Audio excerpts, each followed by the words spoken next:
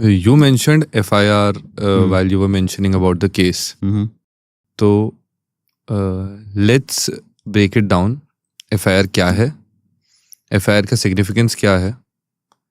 And I think most लोगों को ये पता होगा. My third question is, what if a police officer refuses to file an FIR? We have seen cases, we have heard cases. एक तो बहुत ही absurd सा चीज़ निकाला है कि किसी का फ़ोन घूम जाए तो वो बोलते हैं कि बाहर एक QR कोड लगा है, उसको स्कैन करो और उस पर कंप्लेंट डाल दो. अब जो फ़ोन ही घूम गया है तो how will someone scan the QR? And I saw it somewhere where a person was making a joke about it and I found it so relatable. But still, this is a serious matter. अगर कोई police वाला complain लिखने को ही मना कर दे तो हम क्या कर सकते हैं? What can a person do in this situation? So coming to your first question, what is an FIR? FIR, full form of it, I think many of your audience would know. It's a first information report. The first information of a crime that may have been committed. And it is in legal parlance, we say that the criminal law can be set into motion by anyone. By that, what I mean is, if some crime has been committed, then anyone, any person from the society can set the criminal law into motion. It need not be that he is affected by that crime, only then he can set that in motion. It can be anyone. So the first information report is to the police that this thing has happened. And of course, everybody would know what is a crime.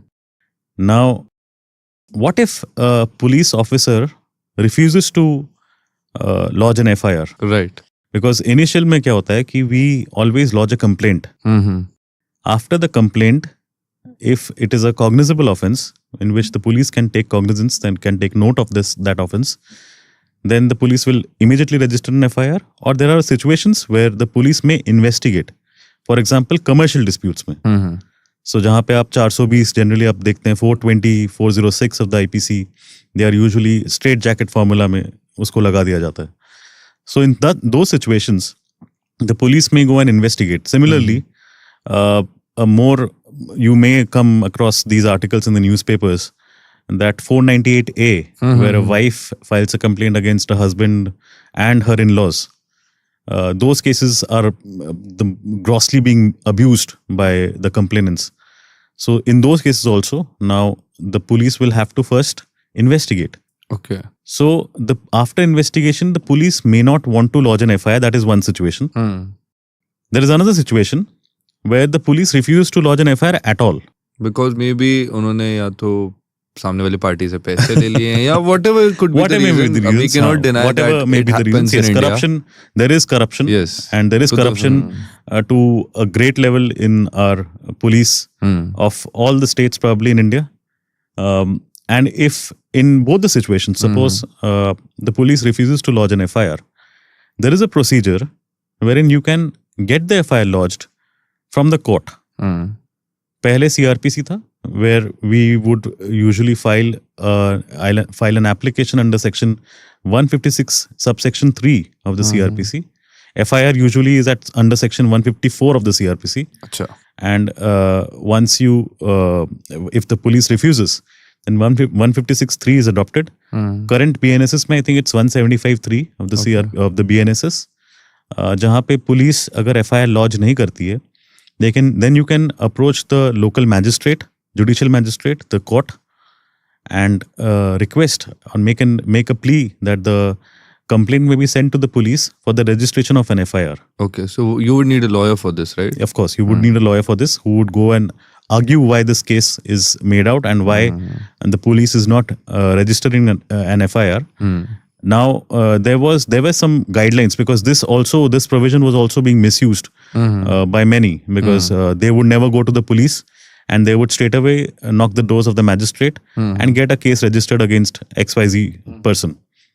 Now, there was a direction, there was a guideline in Priyanka Srivastava versus State of UP by the Supreme Court, which said that if the police has refused to register an FIR, then you have to mandatorily give an affidavit along with your application before the magistrate that the police has refused to register an FIR, and also give the copy of that complaint that you made to the police, the respective local police station. And police को compulsorily वो complaint लेना ही पड़ता है, receiving देनी पड़ती है? देनी पड़ती है. कई बार पुलिस रिसीविंग नहीं देती है फॉर द पीपल जो ऐसी सिचुएशंस फेस करते हैं. बहुत सारे डिस्ट्रिक्ट्स में इस तरीके का एक सिस्टम बनाया गया है जहां एसएसपी ऑफिसेस में जो शिकायत कोषांग हम कहते हैं और द कंप्लेंट सेल, इस तरीके से कंप्लेंट सेल्स बने हुए हैं. If the local police station refuses to take your FIR or give a receiving to that particular complaint that you have made, you can always put it before the Shikayat Koshang or the complaint cell of that particular district, before the SSP's office, and they would definitely give you a computer generated receiving to that. Okay, that is compulsory. वो मिलेगा ही. वो आपको मिलेगा ही as a proof. क्योंकि कल को आप अगर पुलिस ने रजिस्टर नहीं किया, आप 156(3) पे कोर्ट में जाते हैं, तो कोर्ट में आपको कुछ ना कुछ प्रूफ दिखाना होगा. Otherwise you can also send your complaint by post. Okay. And sending a complaint by post is also valid proof. Speed post के थ्रू आप भेज सकते हैं. अगर पुलिस रिसीव कर लेती है, of course they will have to receive, it will be delivered, so that will be evidence enough to show the court that you had made the complaint legitimately before the police and the police refused to take any action. And e-FIRs आजकल आ चुके हैं, e-complaints आ चुके हैं बहुत सारे. I mean in Delhi it is pretty much in practice, where you can make a complaint through digital mode by logging into the websites. And still I would say there are many districts that do not have such kind of a facility. ये इतने technologically advanced नहीं है. उन districts में definitely this is the practice that can be easily followed so that the litigant does not suffer. The genuine litigants, they don't suffer. So I think I would add on to this. Probably you wanted to know what all are there in the FIR also. The FIR would be prima facie, जो हम कहते हैं, जो primarily जो complaint है वो आप उस पे लिखते हैं. Of course, an FIR cannot be an encyclopedia. It cannot contain all the nitty-gritties, all the details. But yes, the basic detailing of the first information that you have, and that needs to be put across in the FIR. Uske baad police will record your statements. In that statement, you can detail the entire, facts and situations that may have led to this FIR. So if I'm not wrong, documentation process hota hai FIR, then statements. Then police thinks and decides कि उसको charge sheet file करनी है कि नहीं. नहीं, you can say so. Once the FIR is registered, then the statements are taken, then the police will definitely investigate. Okay. Charge sheet police will file. Either it'll say it'll file a closure report that there is no case that is made out, or it'll say that no, these are the sections under which this person may be tried. FIR के बाद भी closure report बनाई जा सकती है? बिल्कुल बनाई जा सकती है. If there is no case that is made out, then the police can always file a closure report. और ये टाइम ड्यूरेशन कितना होता है? तो कंपलसरी डेट होती है कि इस दिन तक आपको या तो चार्ज शीट या तो क्लोजर रिपोर्ट फाइल करनी ही है, ताकि एक ऑडियंस को अनुमान लग जाए कि अच्छा अगर हमने FIR इस दिन रजिस्टर करी है तो we can wait till we go to the court and tell कि कोई एक्शन नहीं लिया जा रहा है बिकॉज चार्ज शीट या फिर क्लोजर रिपोर्ट कुछ भी फाइल नहीं हुआ है. See, technically, if there is a punishment which is of 7 years or less, then it has to be done within 60 days. Okay. 7 years or more, then 90 days. But there are situations where, and especially if these procedures are not followed and that person is in custody, अगर किसी को custody में ले लिया गया है, some person has been arrested, then if it is 7 years or less, the punishment in that particular FIR, the sections जिसमें allegations लगे हैं, जी, then that person can pray for a default bail. That is usually under section 167(2) of the CRPC. And if it is 7 years or more, and in 90 days time period, there is no charge sheet that has been filed, then that particular accused can also pray for a default bail before that particular court, that 90 days have expired, and there is no charge sheet that has been filed, so I may be released on default bail.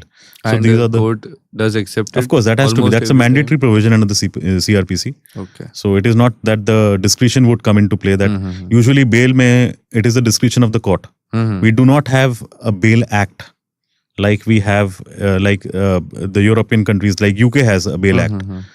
India does not have a bail act a statute that defines that when a bail can be granted or when it ऐसा cannot कोई be granted. Document exist नहीं करता है जो clearly बताए कि किस हिसाब से बेल मिलनी चाहिए, किस हिसाब से नहीं. There is no law as such. Okay. Yes, there is no statute as such which explains so. तो ये जज टू जज डिपेंड होता है. It is a discretion of the court. Okay. That is why often you would आप कई बार सुने होंगे, as far as bail is concerned, from a magistrate to the judge of the Honorable Supreme Court, they have almost similar powers as far as bail is concerned, and that is a discretion of the court. Okay. So if the court feels that there is no reason for him to be kept in the custody, the court may grant bail.